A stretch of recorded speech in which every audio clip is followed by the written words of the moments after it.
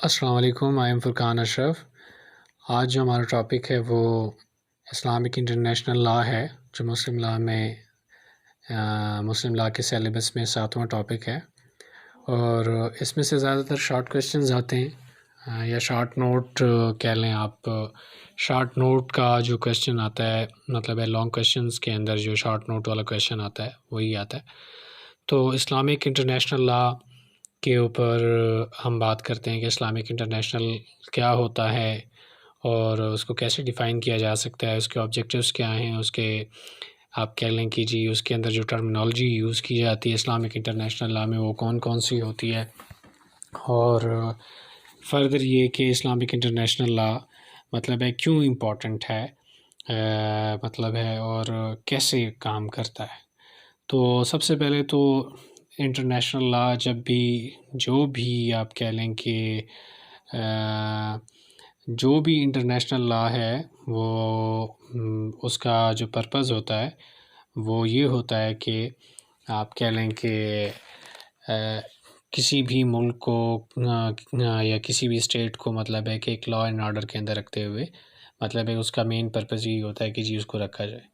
International law का purpose ये होता है कि दो जो ममालिक हैं वो आपस में अपने रिलेशन को मतलब बिल्ड करें एक प्रॉपर तरीके से, और बाकी जितने भी नेबरिंग कंट्रीज़ हैं उनके साथ। तो हम सिंपली इंटरनेशनल लॉ को इस तरह डिफ़ाइन करते हैं कि the rules and law which regulate the mutual relations of states are termed as international law. Simple इसकी जो डेफिनेशन है हम उसको यूँ एक्सप्लेन करते हैं।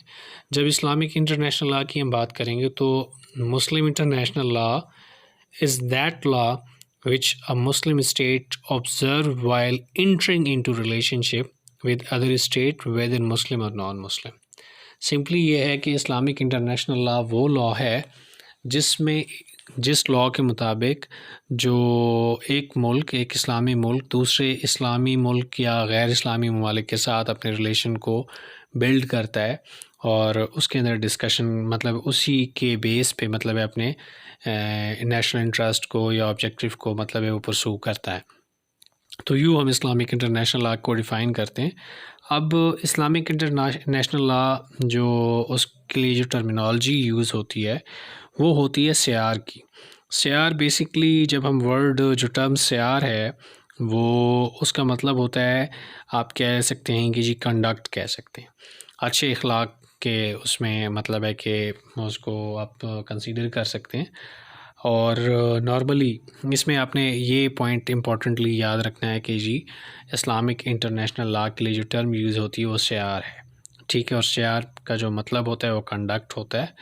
तो इसकी थोड़ी सी बैकग्राउंड हिस्ट्री जो है वो ये है कि आप सल्लल्लाहु अलैहि वसल्लम के टाइम भी मतलब है कि इस्लामिक इंटरनेशनल लॉ मतलब है कि इंटरनेशनल लॉ जो कवानीन थे बाकी मतलब है कि पड़ोसी ममालिक के साथ जितने भी नेबरिंग कंट्रीज़ थे तो वो डेवलप थे।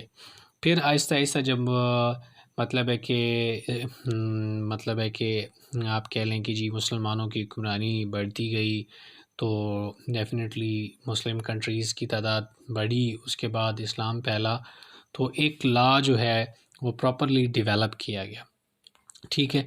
उस लॉ को डेवलप करने के बाद क्या है कि उस लॉ को डेवलप करने के बाद मतलब है कि उसके ऊपर जो वर्कआउट किया इमाम अबू हनीफ़ा ने, उन्होंने किताबें भी लिखी जिसका नाम आप कह लें जी उन दो किताबों का नाम जो है किताबुल सियारुस सगीर है और किताबुल सियारुल कबीर है। ये दो मेजर किताबें हैं और ये भी एमसीक्यूज़ में ये वाला पॉइंट भी आता है।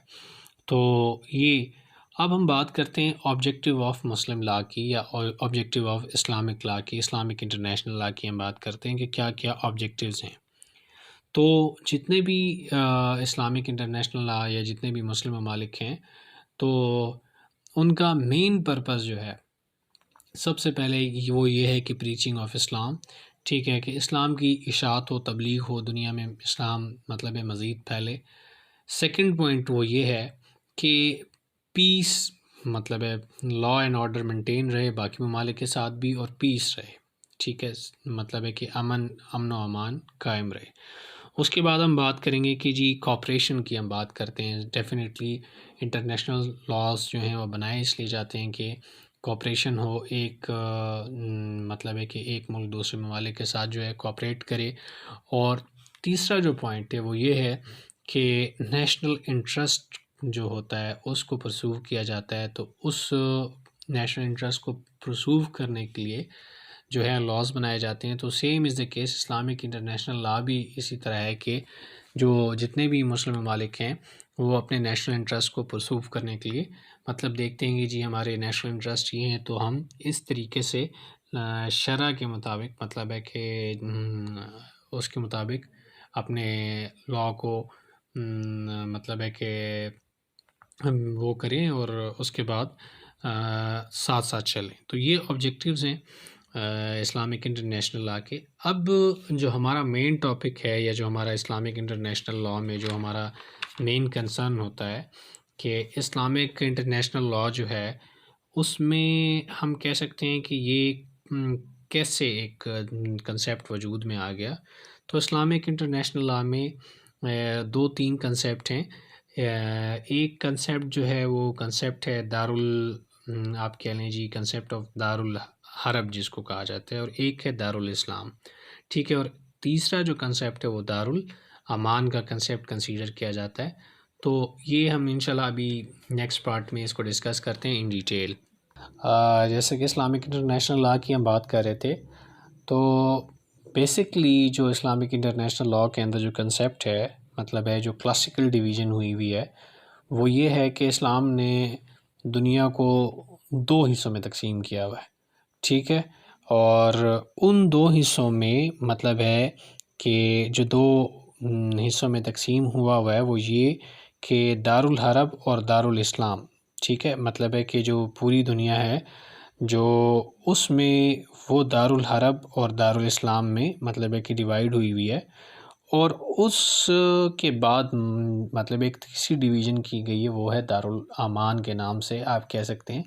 लेकिन जो क्लासिकल डिवीज़न है वो दारुल हरब और दारुल इस्लाम के आप कह लें कि जी डिवीज़न के ऊपर बेस करती है। अब दारुल हरब का जो कंसेप्ट है उसमें क्या है कि किसी टेरिटरी को हम दारुल हरब कैसे कंसीडर कर सकते हैं, और दारुल इस्लाम का पॉइंट ऑफ व्यू क्या है कि वहाँ उस टेरिटरी को हम कैसे दारुल इस्लाम कंसीडर कर सकते हैं।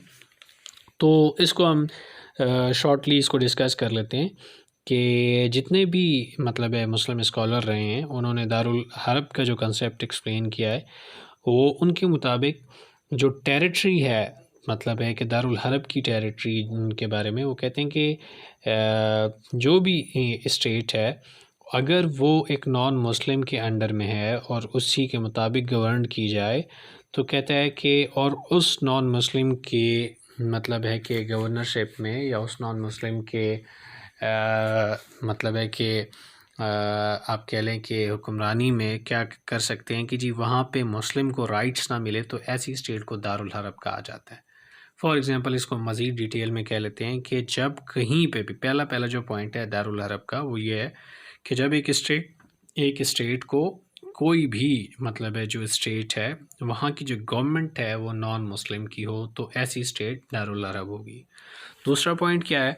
दूसरा पॉइंट हमारे पास ये है कि एक ऐसी स्टेट जो एक नॉन मुस्लिम के अंडर में हो और वहाँ पे मुस्लिम्स जितने भी मुस्लिम्स हैं उनको किसी किस्म के राइट्स ना मिल रहे हो तो ऐसी स्टेट को हम क्या कहते हैं? दारुल हरब कहते हैं। फिर हमारे पास तीसरा पॉइंट है कि जितने भी मुस्लिम मतलब हैं वहाँ पे हैं वो अपने रिलीजियस ड्यूटी को ओपनली मतलब है कि परफॉर्म ना कर सकें तब भी वो स्टेट आप कह लें कि वो स्टेट जो है वो दारुल हरब कहलाएगी, ठीक है। और ऐसी सूरत में क्या होता है कि ये जो स्टेट होती है मतलब है कि डेफिनेटली वो एक आप कह लें कि जंग की सूरत हाल पकड़ लेती है। आजकल के दौर में अगर हम अभी राइट नाउ अगर हम बात करें तो जितने भी स्टेट्स हैं वहाँ पे ऐसी कंडीशन नहीं है और इन सम एक्सटेंट आप कह लें कि वहाँ पे अगर इस तरह की कंडीशन है भी तो वो एक ख़ास लिमिट तक है, ओपनली इस तरह की कंडीशन नहीं। फिर उसके बाद हम कहते हैं कि जी दारुल इस्लाम के कंसेप्ट के ऊपर हम आते हैं कि जी दारुल इस्लाम के का जो कंसेप्ट है वो उसमें क्या आप कह सकते हैं। पहला पहला पॉइंट, जो भी टेरिटरी है, जो भी स्टेट है, अगर वहाँ पे जो गवर्नमेंट है वो मुस्लिम की है, ठीक है, मुसलमानों की हुक्मरानी है, तो ऐसा स्टेट डेफिनेटली दारुल इस्लाम कहलाएगा। दूसरा पॉइंट है कि आप कह लें कि जी जहाँ पे मुसलमान बाकी नॉन मुस्लिम से मतलब है कि जजिया ले रहे हैं, तो ऐसा स्टेट क्या कहलाएगा? दारुल इस्लाम कहलाएगा। ऐसी स्टेट जो जहाँ पे मुसलमान मतलब है कि मुसलमानों की हुक्मरानी के अंदर अपनी रिलीजियस ड्यूटी को परफॉर्म कर सकते हैं, और तो ऐसी स्टेट को हम क्या कहते हैं कि वो मतलब है कि दारुल इस्लाम कहलाता है। अब इन दोनों के अलावा एक तीसरा कंसेप्ट आता है दारुल अमान का, ठीक है। दारुल अमान का कंसेप्ट है, और दारुल अमान जिसको हम नॉर्मली दारुल अमन भी कह सकते हैं, उसमें क्या होता है? उसमें ये होता है कि एक मिक्सचर कह लें कि दोनों कंसेप्ट को, जहाँ पे आप दारुल अमान का जो टर्म है वहाँ पे आप कह लेंगे जी एक सेकुलर स्टेट जिसको हम उससे मुवाज़ना कर सकते हैं।